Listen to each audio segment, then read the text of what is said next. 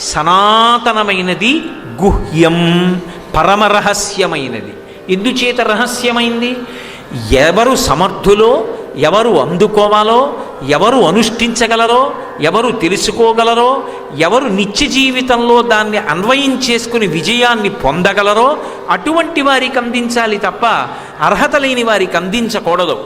అందుకని ఇంతకాలము అర్హులైన వారు లేక చెప్పబడినటువంటి ఈ వేదాంతర్గతమైనటువంటి రహస్యమైన ఈ మంత్రం ఏదున్నదో ఇవాళ దాన్ని నీకు చెప్తున్నాను. అంటే దీన్ని బట్టి ఏమర్థం చేసుకోవాలి?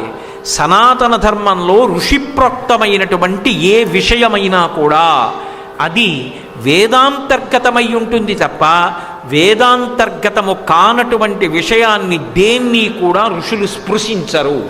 అన్నీ వేదమునకు కట్టుబడతాయి.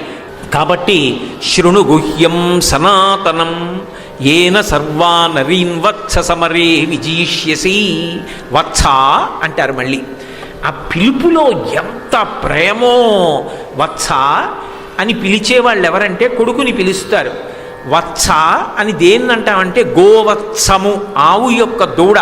ఆవు మాంసాహారి కాకపోయినా మావితో పుట్టినటువంటి తన దూడ శరీరమునకు పట్టినటువంటి మావిని తన నాలుక చేత శుభ్రం చేసి చక్కగా తయారు చేసుకుంటుంది. అలా శిష్యుడు ఎంత అజ్ఞానంతో ఉన్నా సరే దాన్నంతటినీ తొలగించి అంత కిందకొచ్చి పునశ్చోత్తమ సంతవాది అయి మళ్ళీ మళ్ళీ మంచి మాటలు చెప్తూ శిష్యునికి వేదమునందు ప్రామాణ్య బుద్ధి కలిగేటట్టుగా హితోపదేశం చేసి శిష్యుని యొక్క ఉద్ధరణకు పూనుకోగలిగినటువంటి మహోదారుడు త్యాగమూర్తి గురువు.